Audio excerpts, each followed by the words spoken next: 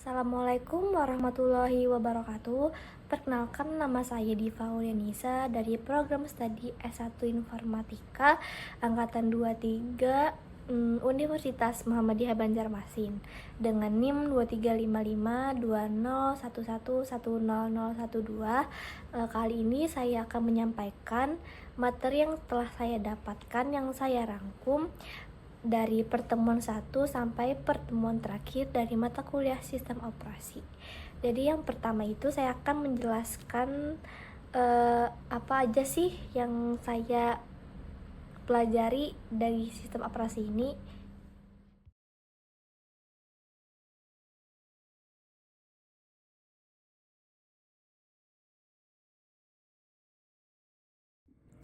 Nah, materi yang pertama itu adalah struktur sistem operasi, yang dimana sistem komputer atau sistem operasi ini adalah kombinasi perangkat keras atau hardware dan perangkat lunak software yang bekerja sama untuk mengolah data menjadi sistem atau informasi yang berguna. Komponen utama yang terdapat dalam sistem operasi ini dari perangkat keras atau hardware itu ada CPU, memori, dan juga perangkat I/O, yang dimana CPU ini adalah unit kontrol, ALU, dan register, yang dimana juga memori seperti RAM dan ROM. Memori eksternal itu seperti hard disk, flash drive. Yang ketiga itu tadi ada perangkat I/O, yang dimana itu inputnya seperti keyboard, mouse, sama scanner. Nah, setelah itu di output ada monitor, setelah itu ada printer dan speaker. Nah, selanjutnya itu ada di menjelaskan tentang software, yang dimana software itu adalah sistem operasi yang mengelola perangkat keras, yang proteksi sistem dan juga akses pengguna. Nah, yang selanjutnya itu ada arsitektur sistem. Yang pertama itu ada bus. Bus itu terdapat dari 3 macam, yaitu ada data bus, address bus, dan control bus. Dan selanjutnya itu ada keamanan dan proteksi, itu ada user ID dan group ID, perlindungan terhadap ancaman seperti virus dan worms. Selanjutnya, pada kelompok 2 itu menyampaikan tentang sistem operasi, yang dimana mereka menyampaikan bahwa sistem operasi ini ada sejarah dan juga perkembangan sistem operasinya, yang dimana perkembangan dari operasi manual di tahun 1940-an, batch processing di tahun 1960-an, hingga multitasking dan probability dengan Unix di tahun 1970-an. Era 1980-an menghadirkan PC dengan MS-DOS dan juga Windows. Sementara pada tahun 1990-an fokus pada jaringan dan internet, hingga saat ini mendukung mobile dan cloud computing dengan efisien yang tinggi. Nah, tujuan dan fungsi dari operasi sistem atau sistem operasi ini adalah untuk penghubung antara hardware, software, dan juga pengguna atau user, serta mengelola proses-proses memori, perangkat I/O, dan juga file untuk memastikan efisien dan keamanan dari file tersebut. Nah, dan juga ada operasi sistem yang dimana OS dibagi menjadi single user, MS-DOS, dan multi-user, Unix, berdasarkan struktur. Ada juga monolithic, layered, dan microkernel, serta desktop, server, dan juga embedded OS. Dan juga ada apa sih relevansi. Selanjutnya itu ada sinkronisasi proses, yang dimana tujuan dari sinkronisasi proses ini tersebut adalah mengelola akses aman ke sumber daya bersama, cegah race condition dan juga deadlock atau kebuntuan, dan juga menjaga integritas data. Yang kedua, apa aja sih dari mekanisme sinkronisasi proses? Nah, jadi ada mutex, ada semaphore, dan juga ada monitor, yang dimana mutex ini adalah kunci eksklusif untuk mencegah akses bersamaan. Semaphore adalah operasi white dan juga signal untuk mengatur akses. Monitor sistem sistem atau sinkronisasi terstruktur dengan prosedur terkendali. Yang terakhir itu apa aja sih contoh kasusnya? Nah, jadi salah satunya itu saya akan sebutkan seperti masalah atau konsumen dengan buffer bersamaan, manajemen deadlocks, dan juga pencegahan itu ada deteksi dan juga pemulihan. Nah, selanjutnya itu ada membahas tentang thread. Nah, thread di sini adalah jalur eksekusi terpisah tanpa sebuah proses yang mendukung eksekusi paralel. Nah, yang dimana jenis-jenis ini memiliki dua thread, yaitu user level thread dan juga kernel level thread.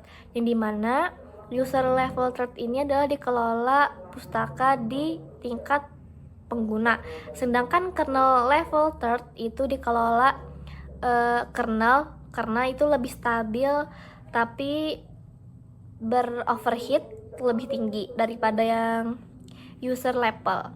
Nah, manfaat dari third ini ada bermacam-macam, seperti dari peningkatan kinerja atau responsivitas dan juga pemanfaatan optimal multiprosesor dan juga pembagian tugas lebih aman dan lebih efisien. Contoh dari implementasinya yaitu ada Windows, Linux, dan macOS, yang dimana Windows ini seperti Win32, API Create Third, kalau Linux itu ada POSIX Third, P Third underscore Third, dan juga yang kalau macOS itu seperti Grand Central, seperti GCD, yang dimana itu kayak Grand Center Dispatch. Nah, contoh penggunaan atau penerapannya itu seperti kayak Apache Web Server dan juga Java. Pada pertemuan selanjutnya ini ada operasi file, yang dimana fungsi utama dari operasi file ini itu adalah penyimpanan, akses, dan modifikasi data, menjamin keamanan data, integritas, dan efisien pengelolaan data juga. Nah, jenis-jenis file itu ada dua, ada teks dan juga ada biner, yang dimana teks itu berisi karakter yang dapat dibaca oleh manusia, sedangkan biner itu data dalam format khusus untuk program-program tertentu. Nah, operasi file utama itu ada open, read, write, dan juga close, yang dimana open membuka file, read membaca file, write itu menulis ke file, dan juga close menutup file setelah digunakan. Contoh implementasinya itu ada seperti kayak di Python itu fungsi open, tanda yang seperti ini, tanda kurung. Nah, kalau di Java itu ada kelas file write, yang kalau di C++ itu ada library file IO. Selanjutnya itu ada deadlock atau kebuntuan. Deadlock sendiri terjadi ketika proses saling menunggu sumber daya yang menyebabkan eksekusi terhenti.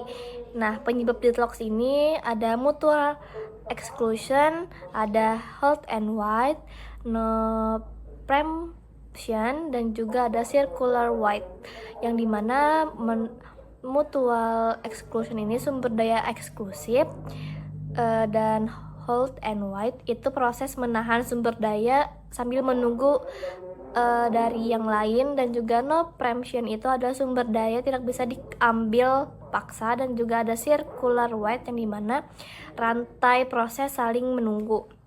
Nah, apa aja sih dampak-dampaknya? Jadi dampaknya itu adalah menurunnya kinerja, pemborosan sumber daya, resiko kehilangan data itu akan ada, dan juga penanganannya seperti apa ya. Jadi yang pertama itu pencegahannya, atur akses sumber daya dari yang kayak preemption, hindari halt and wait, dan juga deteksi pemulihan itu hentikan atau rollback proses yang terlibat. Selanjutnya ini ada manajemen memori, yang dimana fungsi utama dari manajemen memori tersebut adalah untuk mengalokasikan dan mendeteksi mendealokasikan memori untuk aplikasi-aplikasi, mengoptimalkan sumber daya untuk meningkatkan efisiensi, mengelola perpindahan antara data, memori, dan memori utama dan memori sekunder. Tantangan utamanya itu adalah fragmentasi, swapping, dan tracing. Nah, fragmentasi itu ada 3, internal, eksternal, dan solusi. Internalnya itu memori lebih besar dari kebutuhan. Eksternal, ruang total cukup tapi tidak dalam blok besar. Solusi itu adalah compaction, pegging, dan juga segmentation. Nah, swapping dan tracing selanjutnya itu adalah, kalau swapping itu pindah data antara memori dan disk, dan juga tracing itu swapping berlebihan akan menghambat kinerja. Solusi tracing itu ada mengatur memori virtual dan ruang swap.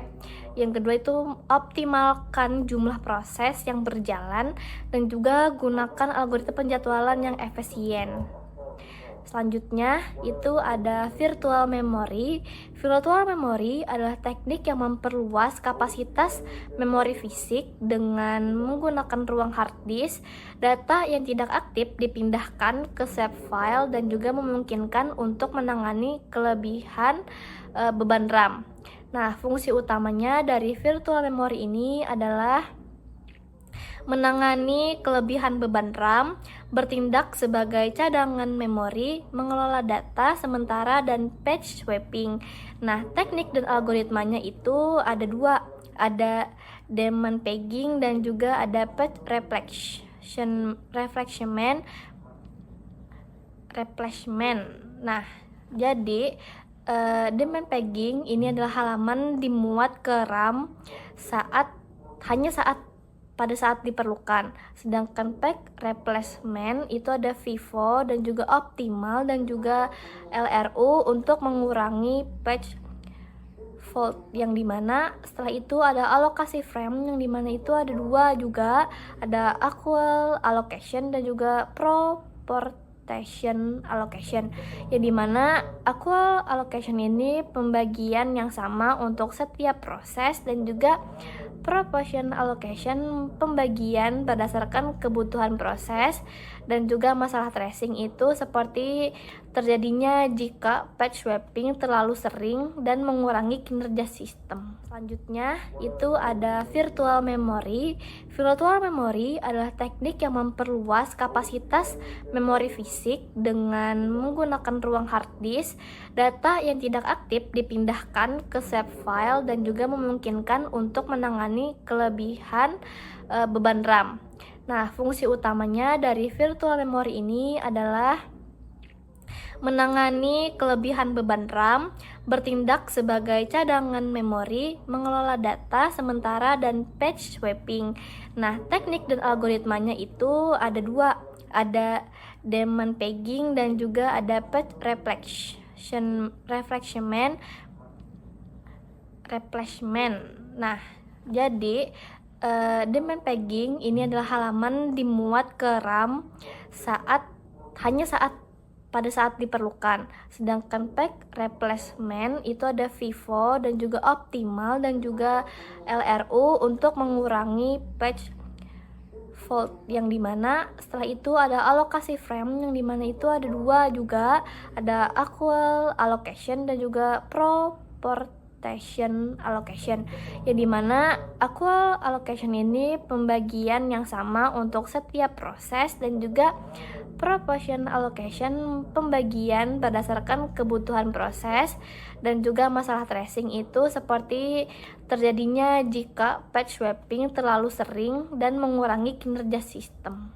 Selanjutnya di sini itu ada file system security, yang dimana sistem file security ini adalah mekanisme untuk melindungi data dan file dari akses atau modifikasi yang tidak sah, memastikan hanya pengguna yang berwenang yang dapat mengaksesnya dan memodifikasinya.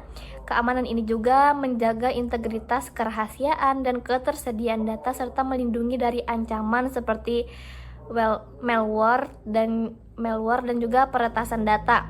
Nah, teknik keamanannya itu meliputi kayak enkripsi, terus ada juga peraturan izin akses, audit, dan juga backup.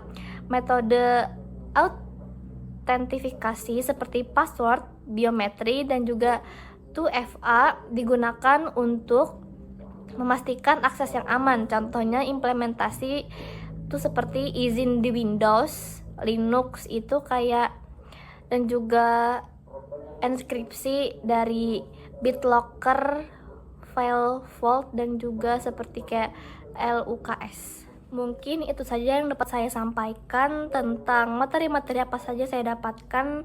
Saya ringkas dan salah hilap mohon maaf. Assalamualaikum warahmatullahi wabarakatuh. Terima kasih.